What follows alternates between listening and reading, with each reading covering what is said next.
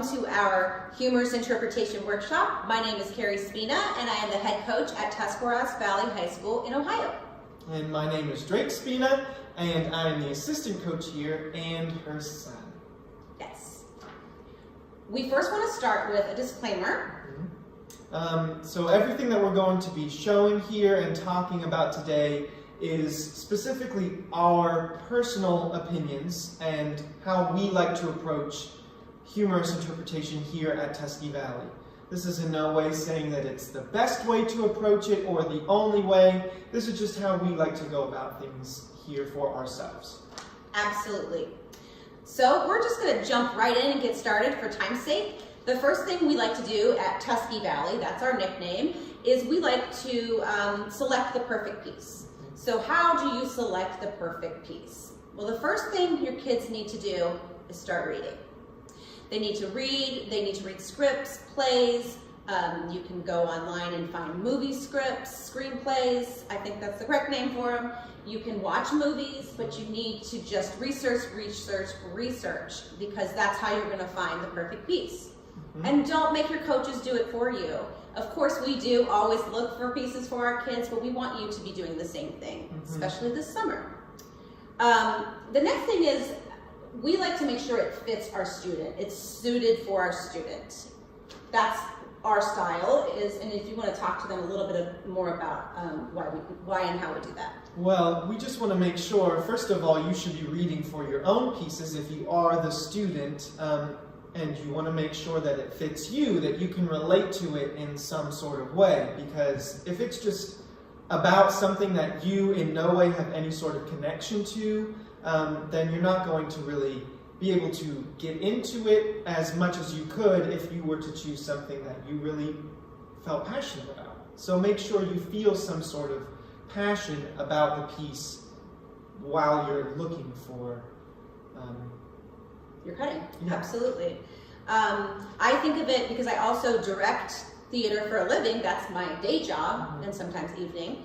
And so when I'm thinking of, they bring their choice to me, I like to think of it as casting. Would I cast this student in the main role?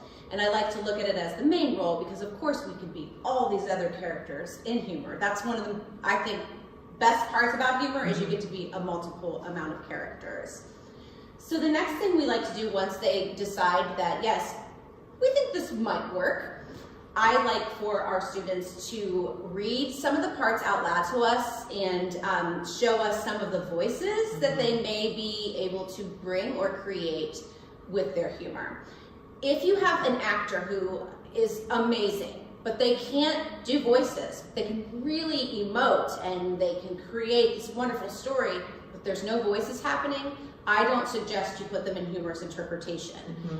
So even if you have the funniest kid on the team, I've had so many students that are like hilarious class clown type of students, but they can't really bring up a lot of voices. We would move them to another category. So really kind of audition your students, make sure they can pull off voices. And this is a great time to do that when they bring the cutting to you. Sit down with them, tell them what your expectations are, and then see how they read each character and what they can create with accents or different voices. But that's not to say that, humor should only be about having a bunch of different characters and everything. There have been plenty of successful pieces that have just one or two characters within them. But generally, if there's no, range of voices that they can come up with, they might just be better suited for something like dramatic interpretation. So yeah, absolutely, if they really want to do humor, we will find a script with fewer voices. But voice acting is a big part of humor, especially for us here at Tusky Valley. Have them start thinking of that early on, their character ideas and their voices. So once we select the piece, we know they can pull it off, we know the characters suit them nicely, we move into, let's start making the cutting. So when you're making the cutting, the first time you found the piece that you think you connect with the most and that you think you're going to really enjoy, you need to read that entire piece from beginning to end. And as you're reading it, we suggest that you highlight all of your favorite parts. This means any of the jokes, any of your favorite like characters or storylines that you see happening throughout the piece. Highlight that so once you're done, you can come back and then you'll be able to type out what's highlighted, and that is the start of your cutting. Right. As they're typing it out, make sure you're trying to put it together cohesively. Now this may change, it will change throughout the season, but let's get a start. Let's get a cohesive start to the beginning of your cutting. It may be 30 minutes long, and that's okay. Because most of the time a play is 1 to 2 hours long, sometimes longer, movies are longer. So if my student has a 30-minute cut the first time, I think we're thrilled with that. So that's perfectly okay. We like to have them also read through the rough draft the first thing. That's how we start using a timer right away once we get into this process, so we know it's 30 minutes long. Let's start shaping. So if you want to talk to them a little bit about how we do that at Tuskegee Valley. Yeah, so when you are going through the process of making your rough draft, you need to be reading it out loud constantly and making sure that you're liking what you've been putting together, and also that it's making sense. You need to have a cohesive storyline happening throughout there. That means like exposition, rising action, a climax, and then the resolution at the end. So make sure that you're getting all of those elements put together early on so that later you can just start working on shaving it down, getting it closer to 10 minutes, and when you do make those cuts for time's sake, make sure you don't delete permanently everything that you're getting rid of. You're just putting it somewhere else on the document, maybe highlighting it a different color so you can gloss over it, but don't delete it because later on you're eventually going to want to come back to some of that stuff. Definitely. I learned the hard way, and I mean, maybe some people would do this automatically, but we deleted so many things when we were creating some of our cuttings, and then you get down to the wire and in a quarterfinal round maybe happening for you, and you have to turn in a script and you only have so much time. It's so much better to know you already have everything highlighted at the bottom of your Google document that you were using before, because you're not going to pull anything most of the time that you didn't like from your original read through. Oh yeah, that's where that word is, and you make little notes. It's right there, ready to grab. So that's really, really helpful. Yeah, and also sometimes, for me personally, I found that my cutting at the start of the year, even after all of the changes that it goes through over the course of the season, at the end of the year, sometimes we end up bringing a lot of stuff back that we initially put in there. And it's so great that we didn't have to reread the entire script. It was just right there in our first initial document, so we could implement that a lot easier.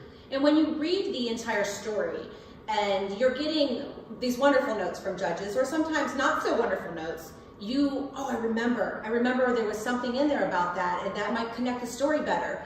And if you don't read, you could be missing out on so many wonderful things. And we know there are some short scripts out there where there's not much, but still read the whole thing and really get into it. And we'll talk a little bit more about that later.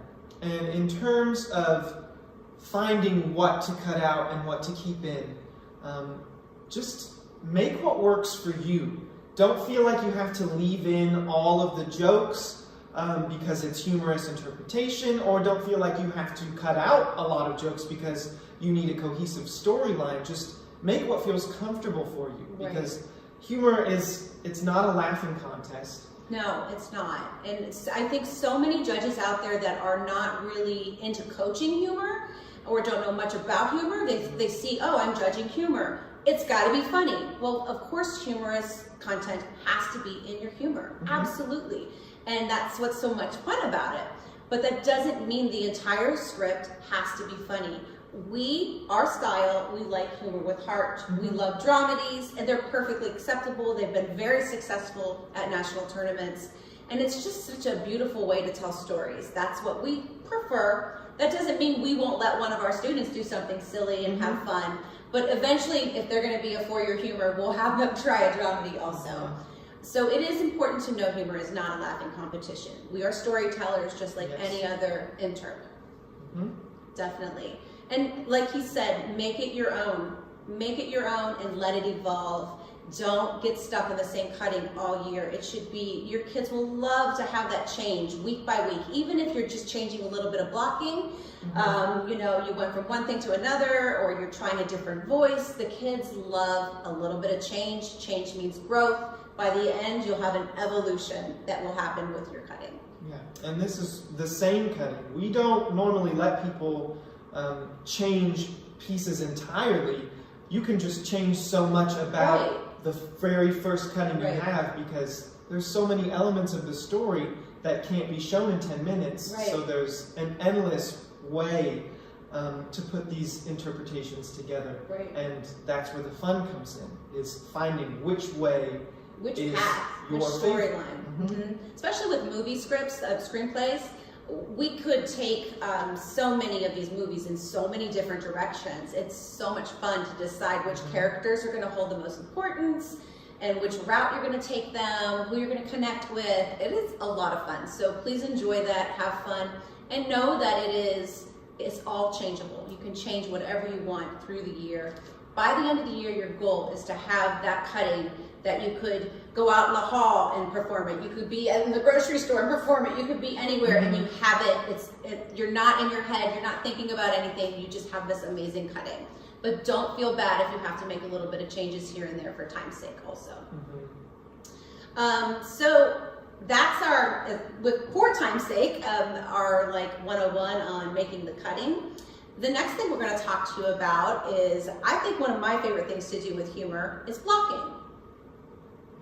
So we'll start out talking about what blocking actually is. So blocking is the sort of choreographed movement that you'll have your characters do during each scene. And it can get very in-depth. You're going to have to think about all the different settings they're in and all of the different things they're interacting with. But just to get that initial start at scene 1. Absolutely. Start at scene 1 and start thinking of your setting, everything that you're interacting with, and where you're going from there. And in order to help you guys kind of see what we mean by this, we're going to introduce one of our speech students. What we thought would be kind of fun is Brianna brought to us, with it being national season, NSDA is coming up, we would like to make some fun changes. So she had mentioned to Drake and I to try to change one of her scenes from just sitting at the bar to actually maybe incorporating some dance.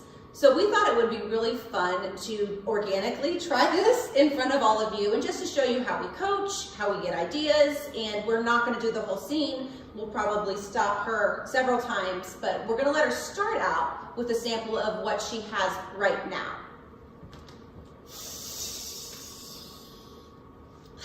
I love my kids so much, but I gave up so many things whenever I became a mom. Do you know what my biggest mom fantasy is? Having a quiet breakfast by myself. Sometimes, whenever I'm driving and I'm alone, I fantasize about getting into a car crash, just like a little one.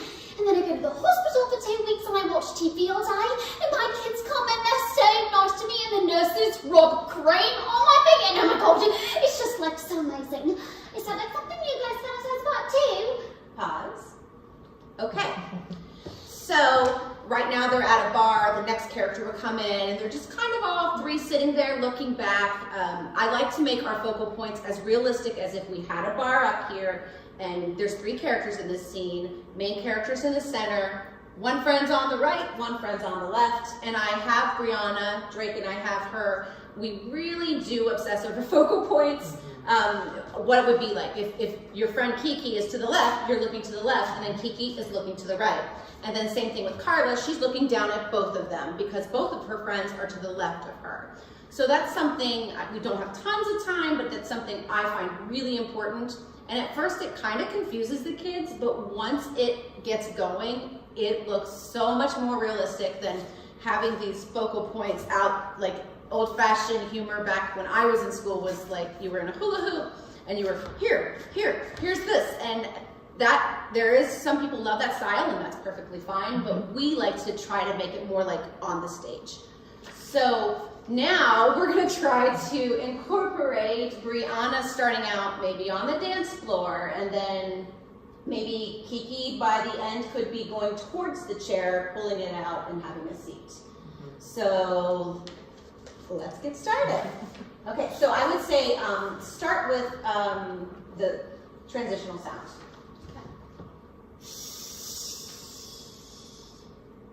Then stand instead of sit.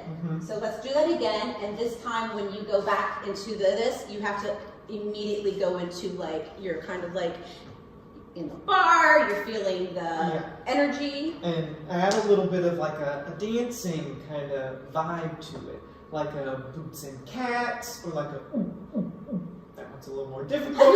But if you can do like the boots, like maybe, so you take the sip,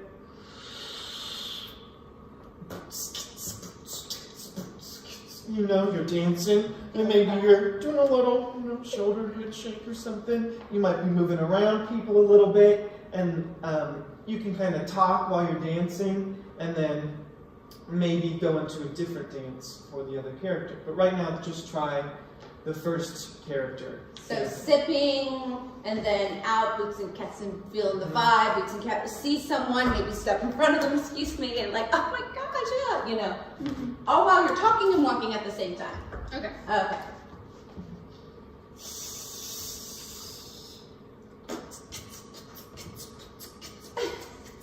I love my kids so much, but I gave up so many things whenever I became a mom. Do you know what my biggest mom fantasy is?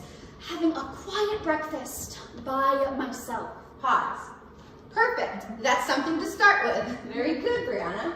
So the next thing is we would go into Kiki, and Kiki is very silly, so I feel like we could have a lot of fun with that. So Drake and Brianna, let's kind of get into what we, and by national this could be totally different, but we're just gonna feel it out. So what would Kiki be doing? She's beside her?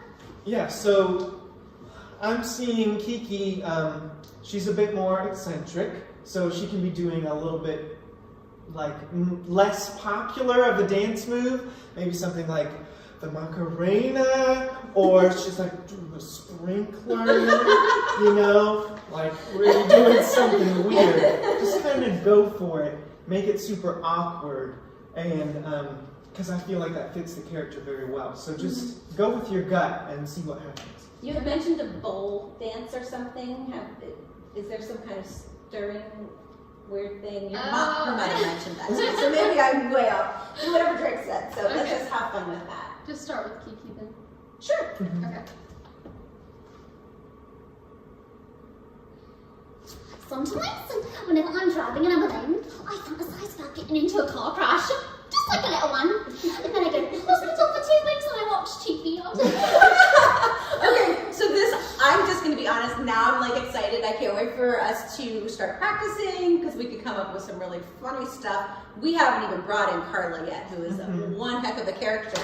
So yeah, so this is how we kind of try out the new idea. We get ideas. So now we're like, okay, something fresh is happening, which is going to make Brianna feel a lot better. And we're going to have a lot of fun with this scene. So I'm totally into this scene. That's a great idea, Brianna. Please let your kids come up with suggestions and make sure your kids listen to your suggestions. I think what makes great humor experiences is us all working together as a team and compromising and coming up with, because they're the performer, they're the ones that have to get in the room and do it, but yet we're the coaches and we should know best. So let's all work together, and I'm excited to see where this goes. So we're gonna have you kind of hang on tight with us because we're gonna talk a little bit about pantomime. So as she would move into the bar, let's say Kiki is doing this and then she's tired and she goes to pull out the seat. So in the scene, we would need a bar stool. There's going to be a drink. So we could use Amy asked for another drink and she's pulling, you know, asking for it, and the bartenders, we're not going to see the bartender, but you know, we could see that action happening. There could be a stir stick. So, you know, got to think about what's in the bar. Just to be clear, pantomime is the action of sort of creating space for objects that you would be using that aren't really there. Right. So when we're asking her to like pull out the chair, she has to think, okay, how much space would a chair have in my hand if I were to actually be pulling it out in real life? Or a stir rod or a cup, like you saw when she transitions into the scene, she's got a cup there. And it's just another way of sort of adding layers to the piece and the performance and making it more interesting to watch and, I'm sure, to perform also. And he's very adamant about that because I do get very serious about their pantomime. And from being a stage director, we have props on stage. We have the set pieces, and so it's real. And if you have an actor that's struggling with delivering their lines, sometimes I'll give them an apple or give them something to do, and it changes everything. So your pantomime addition to your speech changes everything. It really helps it. I have literally made them practice opening up doors. One of Drake's years, he had to open up the closet and take out the coat and put the hanger back, put on the coat, and do all of these things. And he thought I was ridiculous, but it really changed it. And I'll ask Brianna, we'll go home and practice doing something, or we'll go to the door down stage, and I'm like, open it up, see what it feels like. For instance, when you open your door at the very beginning, show how you come into the door with the mother coming in the home. Right. And then you kind of back up on it to let the kids through. So I had her, we literally used a door to do that. And maybe it's really simple for some people, but we like to physically try it with real objects first, and then you apply that to your pantomime. And it will be awesome. Because blocking and pantomime is all about creating space. So you have to think about it as if you were really there yourself, and when you treat it like that, realistically, you know, how she moved slightly out of the way when her kids went by, and she would look at them a little bit as they're passing. All of this adds layers of realism. So as an audience member, you can really see the full scene unfolding in front of you, and it's almost like you're actually watching it happen. When you really get down into all of those details. Definitely. And it just becomes so much more interesting to watch. So you can add multiple layers, whatever's appropriate and fun as you go along. So what happens next is we kind of go into adding another layer, and that would be our sound effects and transitions. So we're going to keep Brianna up here for that, and we're going to show you just a couple of things that we do. I know that sound effects, there's been an evolution of sound effects in, I think, this is our 9th year coaching, my 9th year coaching, and our 9th year as a team here at Tusky Valley. And, from going to national tournaments, watching videos, I know Drake loved watching videos when he first started out. You see the evolution of humor, and it changes and it trends. But I think one of the things I really enjoy doing, or watched my students do it, is come up with different sound effects. So you want to talk a little bit about that? So basically, there is all of these things kind of feed into one another. For example, when Brianna transitions into this bar scene here, she's taking a drink, and her transition sound is that kind of sipping sound. Could you demonstrate that? What is the last line? Because I feel like the last line tied in so nicely. Yeah, it says, do you guys want to go get a drink or something? Or something, and then So go ahead and say your last line and transition into your bar scene. Do you guys want to, go get a drink or something?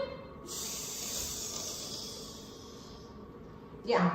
So I think that's really cool, and it's fun to actually think of each scene. Sometimes you can't really come up with something at the time, so you may do a click sound, or I've heard people from the beginning when I was in speech do is that what it is? The hup sound. But if you can try to not do the same thing and come up with something creative, it really helps. Your transition into Gwendolyn, could we start that? For the end? Yes. Okay.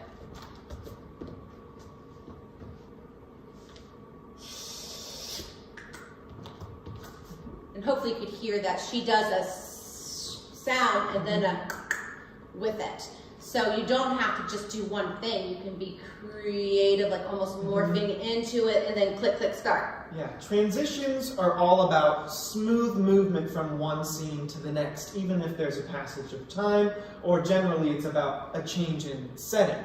So she's kind of, as she's moving between scenes, establishing the setting of the next one. So the first one we demonstrated, she said, "Do you guys want to go get a drink?" And then she made that sipping sound, and she was having a drink at the bar. And she was pantomiming, kind of morphing into that position during the transition. Right. It was smooth. It's incorporating many different aspects of what we've talked about today. And there's also just so many different ways that you can evolve things absolutely. like this. Could we have you try maybe, instead of doing the, just for performance sake, try it with a click sound. Just like that, with the clicker in your end scene into Gwendolyn. But try it like, "Do you guys want to go get a drink?" And then, Okay. Do you guys want to go get a drink or something? Right, you could do absolutely any sound. yeah, and her doing clicks there, it made it sharper, and it completely changed the dynamic of the transition. It was less smooth, but it still worked completely. If you have like the next scene, someone's on the phone. I've seen, in fact, Drake did this with one of his cuttings where he would end it and then he'd go.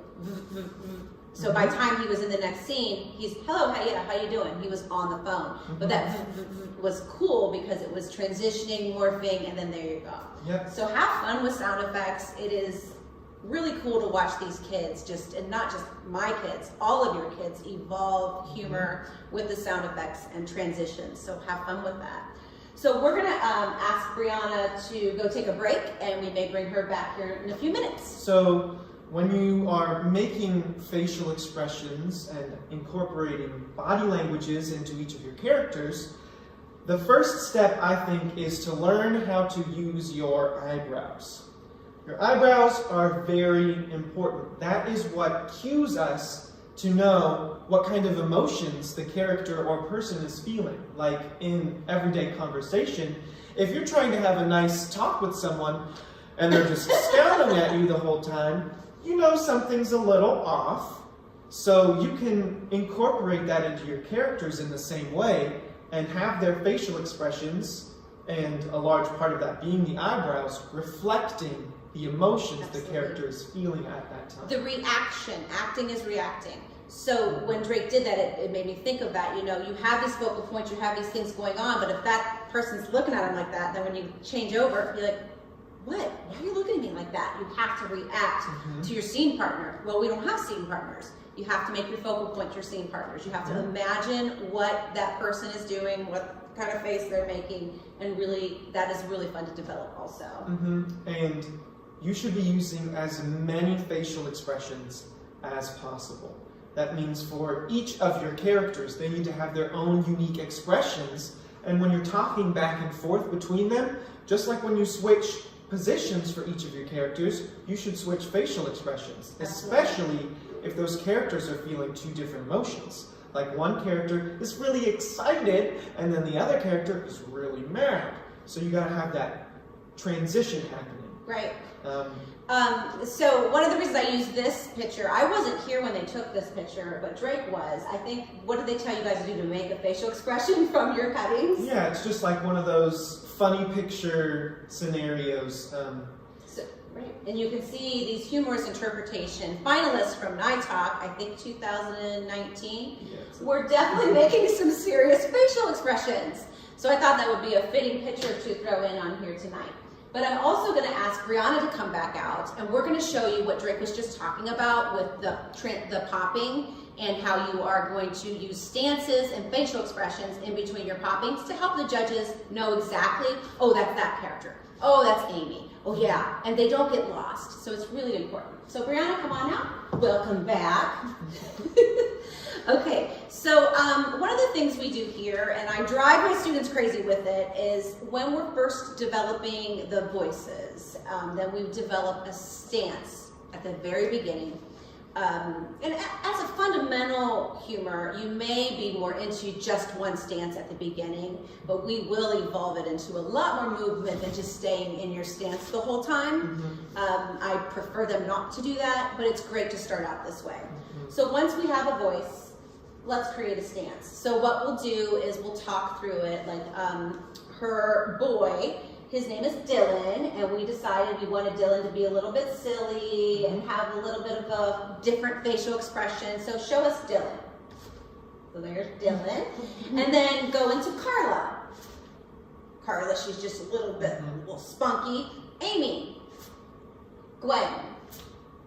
Kiki. So, obviously there's a different stance. We try to at least start with that stance. It may not always work for your scene if they need something else in their hands, but that's where the facial expressions come in. That's where you have to embody the voice, the face, the body language. It all goes together, and that's how you create dynamic characters that people understand what's going on. So what we do is we'll, at the beginning, when you're first creating, is we will go through scene by scene and we will do a popping practice. And I'm just going to do that again for her. I'm going to try to do all of her characters. So, Carla, Dylan, Amy, Gwen, Kiki. I don't know any more characters. I think you have more. Go back through them. Oh, I'll mix it up. Yeah, we're going to mix it up. Good job. Okay, Amy, Gwen, Carla, Dylan, Kiki, Jane. That's the daughter. That was one of the scenes. So yeah, we'll go into like each scene, and you'll see my students off on the side just going like quietly popping through each of the scenes and getting that really clean. So when they're in their rounds, they're really clean. It is such a compliment to hear how clean your students are. It is one of the best compliments. But then you incorporate your voice and your emotions and everything else, and you just become a really great humor, or any interpreter. And I'd like to point out, when she was going through and popping through all of her different characters, even though some of those characters are never in the same scene together, their stances were actually not too far apart, spatially. And it really helps. Like we mentioned earlier, you don't want to be doing big, crazy movements for some of your characters and then have to go to something that's way down low, because that's going to take time. And when you have them sort of close to your center, then it can be very easy to transition between them, so that you'll never get confused yourself, and the audience won't get confused watching you. Now, of course, if the character falls or something like that, and you have something going on, of course, have fun, think outside of the box. But when you're doing a basic conversation in between people, and you need it to be clean, it's just really clean to try to keep it close and not way off. Like, you don't want this character here, then I'm going to talk on the next one, she's way over here. Think about where you place those focal points. And we talked about that earlier. It's just really easy to think about it like a stage. In fact, I've had some of my students have literally made me little graphs of what each stage looks like, and like each scene actually, and this is where I want everything. I'm like, okay, and that works also. So we're gonna move into something we take not just humor, all of our Interp, a little more seriously sometimes than other people think. They're like, really, you make your kids do that? Yes, I do. And what we do is we work on character development, and we work on it very specifically. So at the base level, like we said at the start, you need to make sure that you as a performer can connect with your character in some way. Maybe you have something in common with them, or you know someone that is similar to the characters you're trying to portray. And once you have read through your cutting and you know everything that happens to that character, you can start to think of all of the extra things that we don't see. And this is where we start to get into the realm of maybe a bit more detail than other coaches would consider going into. And we know the sub-coaches do this. I'm sure, absolutely. But it is something that we definitely choose to do. In fact, we do this on stage with our summer camps, and also when we're directing at the high school or any of the schools that I direct or theaters. We use a character analysis worksheet. And we did kind of pick one of our favorite ones because there's a lot on here.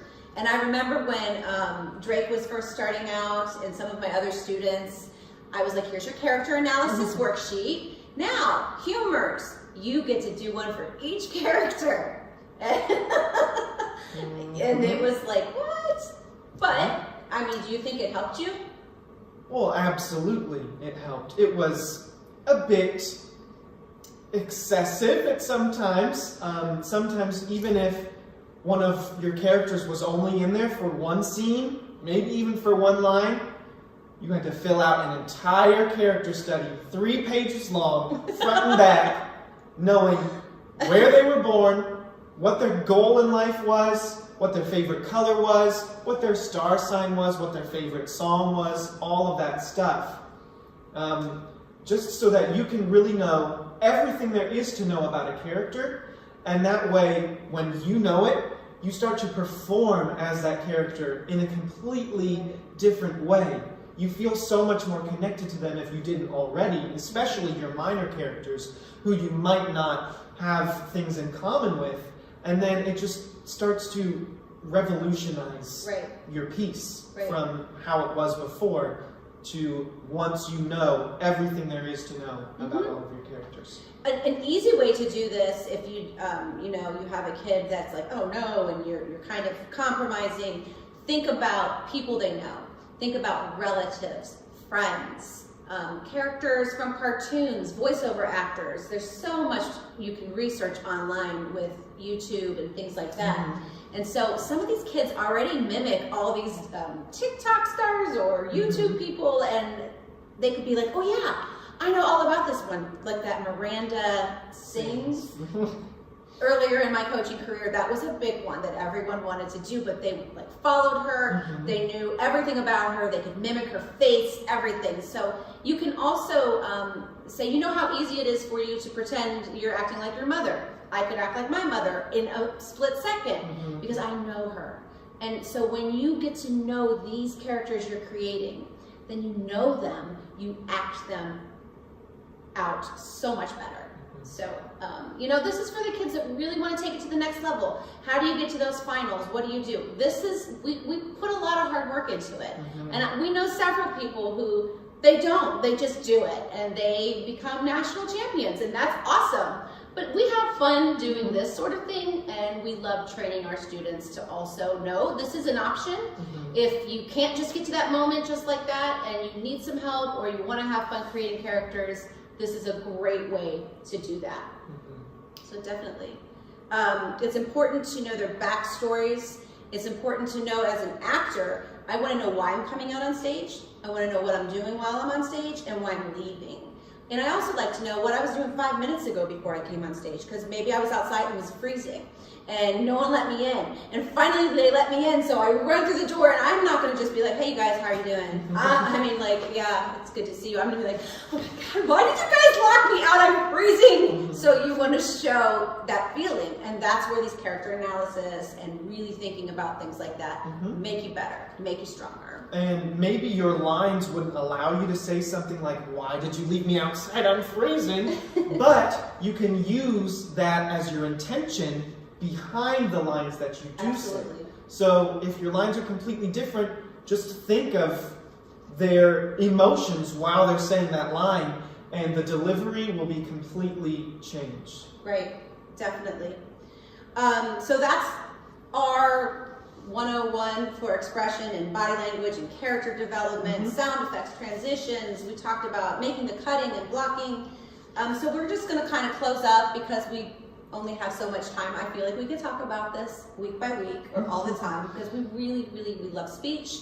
We love how it changes people's lives, and we love creating stories. This is storytelling. You're telling a story, so there's nothing more magical than telling a story well that everybody understands and loves. So some of our final thoughts? The biggest thing to know, well, one of the biggest things, is that none of this happens just overnight. It really takes time and dedication. Right. And you can't be expecting all of these changes to happen just in 1 week either. This is the kind of stuff that you work on over the course of that 6 to however many month-long season. And sometimes we don't implement a lot of different character choices and whatnot until maybe a month or so in. It takes time to get to all of these steps, but when you do take the time and you put in all of that extra detail and all of these extra steps, the end result after those 6+ months is sometimes just so much more amazing than you could have ever thought of at the beginning, especially when you weren't planning on doing all of these things. Right. Do you remember what you would say that was happening? Yes. And it was 9 months. Mm-hmm. So you thought, if you do make it to the national tournament, and we start here in Ohio in October/beginning of November. Our season starts, if we go to Yale, it could be earlier, but usually October. So generally, it can be about 9 months from the start of the season to the final national tournament. Right. So I like to think of it like it's a baby. And it starts out at the beginning of the year, but over the course of all of those months, it grows and it changes.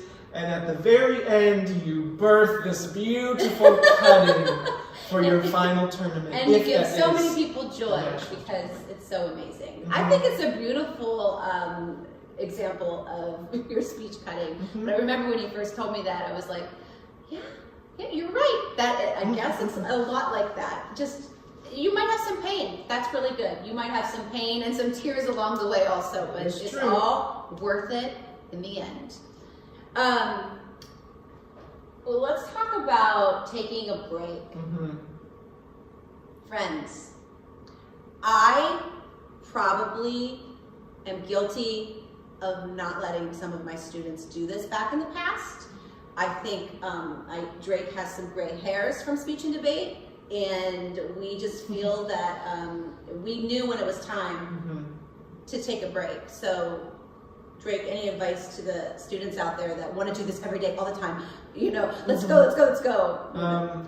You have to remember there are many other things that are just as important, if not a lot more important. For example, your grades and your classes. Speech, at the end of the day, is just a thing. And it's a really fun thing, and you can meet so many new amazing people and experience so many new amazing things, but you should never let speech take up any more of your time than really it needs to. Right. Yeah. Right. You can definitely overdo it. So especially as we're going, month to month with these national tournaments, if you do get an opportunity to visit, hopefully next year we're live and in person, in between, take a week off, take your spring break off. And I know so many other coaches feel the same way. I've seen them post it, and it's like, yes, they need a break.